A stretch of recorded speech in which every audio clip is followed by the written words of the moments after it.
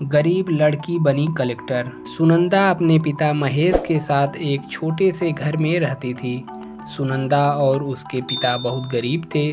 सुनंदा के पिता महेश का एक ही सपना था कि उसकी बेटी पढ़ लिख कर एक दिन कलेक्टर बने।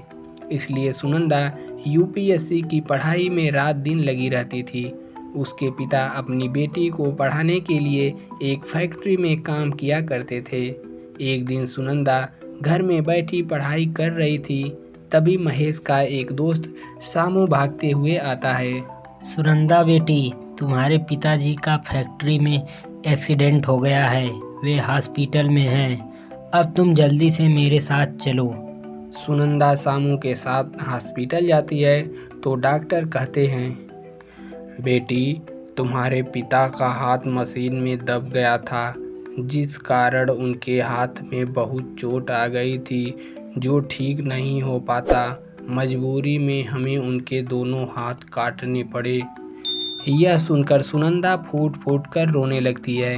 कुछ देर बाद महेश को होश आता है। सुनंदा बेटी, अपने पिताजी को माफ़ कर दे। लगता है अब तेरे पिताजी तुझे कलेक्टर नहीं बना पाएंगे। नहीं पिताजी, आप ऐसे क्यों बोल रहे हैं? आपने तो मेरे लिए बहुत कुछ किया है। इस तरह कई हफ्ते बीत जाते हैं। अब घर की सारी जिम्मेदारियां सुनंदा पर आ जाती है। अपने पिताजी के सपना को पूरा करने के लिए अब सुनंदा अपनी पढ़ाई के साथ साथ कहीं काम करने के बारे में भी सोचती है और काम की तलाश में बाहर निकल जाती है। परंतु पूरा दिन निकल जाता है और सुनंदा को कहीं भी काम नहीं मिलता है, जिसके कारण सुनंदा का मनोबल टूटने लगता है। पिताजी का एक ही तो सपना है कि मैं यूपीएससी का एग्जाम दूं और एक दिन कलेक्टर बन सकूं। अब मैं पिताजी का सपना कैसे पूरा करूं? सुनंदा ये सोच ही रही होती है कि दो औरतें को आपस में बात करते हुए वह सुनती है। बहन, मेरी तो किस्मत ही खराब है। क्या बात है रिया बहन? बड़ी मुश्किल से एक नौकरानी मिली थी, परंतु पता नहीं क्या हुआ, उसने भी काम छोड़ दिया। समझ नहीं आ रहा है दूसरी नौकरानी कहाँ से ढूंढूं। कोई बात नहीं रिया बहन, अगर मुझे कोई नौकरानी मिलेगी तो मैं तुझे बताऊंगी। अभी मैं घर जाती हूँ।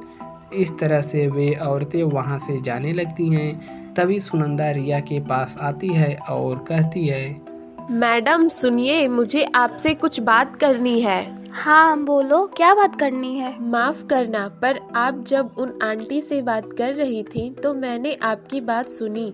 आपको एक नौकरानी की जरूरत है और मुझे नौकरी की। क्या आप मुझे अपने घर में नौकरी दे सकती हैं? हाँ, पर मुझे अपने घर के लिए एक नौकरानी चाहिए जो घर का सारा काम कर सके।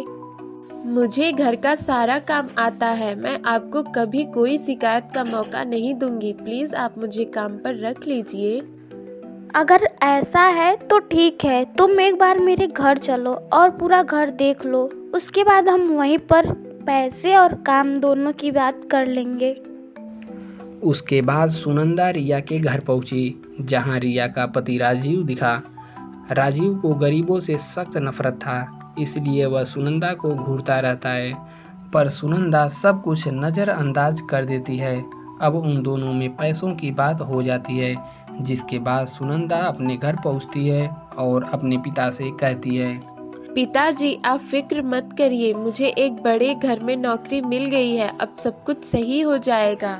बेटी सुनंदा, अगर तू दिन भर काम करेगी तो अपने यूपीएससी की पढ़ाई कैसे करेगी?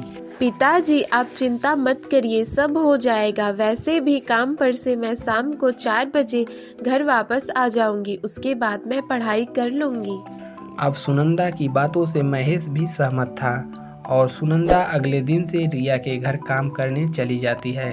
आज सुनंदा का पहला दिन है। सुनंदा किचन में काम कर रही थी, तभी रिया का पति राजीव किचन में आ जाता है और सुनंदा को घूरने लगता है। यह सब कुछ सुनंदा को सही नहीं लगता है और वह कहती है, सर आपको कुछ चाहिए क्या? नहीं, मैं गरीबों के हाथ का कुछ भी नहीं लेता। तुम गरीब इतने गंदे से रहते हो, मुझे तुम लोगों को देखकर गुस्सा आता है। पता नहीं क्यों मेरी बीवी को नौकर रखने का इतना शौक क्यों चढ़ा है। तभी वहाँ पर रिया आ जाती है और अरे राजीव, तुम यहाँ पर हो? मैं कब से तुम्हें पूरे घर में ढूंढ रही हूँ। ये लो, तुम्हारा कॉल आ रहा है। राजीव फोन पर बातें करता बाहर चला जाता है और सुनंदा घर का काम करने लगती है। इसी तरह सुनंदा रोज सुबह रिया के घर आकर काम करती है और शाम को घर जाकर घर का काम करती है और अपने पिता का भी ध्यान रखती है। उसके बाद वह देर रात तक पढ़ाई करती है। इसी तरह से समय बीतता है और देखते ही देखते यूपीएससी के एग्ज़ाम की डेट भी आ जाती है। इसलिए सुनंदा अब रिया के घर का काम जल्दी जल्दी ख़त्म करके वहाँ पर बचे समय में पढ़ाई करने लगती है। पर एक दिन राजीव उसे किचन में पढ़ाई करते देख लेता है और गुस्से में बोला, तुम्हें यहाँ घर का काम करने के लिए रखा है या पढ़ाई करने के लिए? वो सर, मैंने घर का सारा काम कर लिया है। थोड़ा समय बचा तो मैंने सोचा पढ़ाई कर लूं। क्यों, क्या करोगी पढ़कर? सर, मैं यूपीएससी की तैयारी करती हूँ। मेरे पिताजी का सपना है कि मैं एक कलेक्टर बनूं। अपनी औकात देखी हो, भूलो मत तुम एक नौकरानी हो और नौकरानी कभी यूपीएससी की तैयारी नहीं करती है, समझी? लेकिन सर, मुझे कुछ नहीं सुनना है। मैं अपने कमरे में जा रहा हूँ। थोड़ी देर बाद मेरा दोस्त आ रहा है। काम में लग जाओ तुम। इतना कहकर राजीव वहाँ से चला गया और सुनंदा अपने कामों में लग गई। कुछ देर बाद राजीव का एक दोस्त आता है और रिया की गैर मौजूदगी में वह दोनों पार्टी करने लगते हैं। तभी सुनंदा वहाँ नाश्ता लेकर जाती है। सुनंदा को देखकर राजीव कहता है, अरे दोस्त, तुम जानते हो इस बार मेरी बीबी ने ऐसा नौकरानी लाई है जो यूपीएससी की तैयारी करती है। इन मैडम जी को कलेक्टर जो बनना है। अच्छा, तो ये नौकरानी कलेक्टर बनेगी? इसके ऑफिस के बाहर खड़ा होकर हम लोग सलाम ठोकेंगे। हाँ, इसके अपाहिज बाप का सपना जो है, कहीं ऐसा न हो इसके और इसके बाप का सपना सपना ही रह जाए। इस तरह से राजीव और उसके दोस्त सुनंदा का मजाक उड़ाने लगते हैं। सुनंदा को अब और बर्दाश्त नहीं होता है और वह गुस्से में बोलती है, बस अब बहुत हुआ। मैं अपनी बेइज्जती बर्दाश्त कर सकती हूँ, पर अपने पिताजी का नहीं। मेरे पिताजी का सपना है कि मैं कलेक्टर बनूं और मैं अपने पिताजी का सपना जरूर पूरा करूँगी। देख लेना, तुम सब एक दिन यही नौकरानी यूपीएससी की परीक्षा पास करेगी और तुम सब। हम सब क्या तेरे पास आएंगे? तेरे हाथ पैर जोड़ेंगे? नौकरानी सुन, तू नौकरानी है और नौकरानी ही रहेगी। इस तरह से राजीव सुनंदा को काम से निकाल देता है और सुनंदा और मेहनत से यूपीएससी की तैयारी में लग जाती है और यूपीएससी का एग्ज़ाम देती है। सुनंदा यूपीएससी की परीक्षा में दूसरे स्थान पर आती है और उसकी पोस्टिंग उसी शहर में कलेक्टर के पोस्ट पर होती है। कुछ महीनों बाद राजीव और उसका दोस्त किसी काम से कलेक्टर से मिलने जाते हैं और वह ऑफिस में सुनंदा को देखकर हैरान रह जाता है और सुनंदा भी राजीव को देखकर कहती है, वो कहते हैं ना, कभी कभी हमारी जुबान पर माँ सरस्वती का वास होता है। देखो, आज मैं कलेक्टर बन गई और तुम लोग मेरे पास सिफारिश लेकर आए हो। देखो, तुम हमारा काम कर दो तो मैं तुम्हें मुंह मांगी कीमत दूंगा। मैं तुम्हारी सिफारिश खारिज करती हूँ, इसलिए नहीं कि तुमसे बदला लेना है, बल्कि इसलिए क्योंकि तुम आज भी गलत रास्ते पर चल रहे हो। अगर तुम रिश्वत की बात नहीं करते तो मैं तुम्हारी सिफारिश जरूर सुन लेती।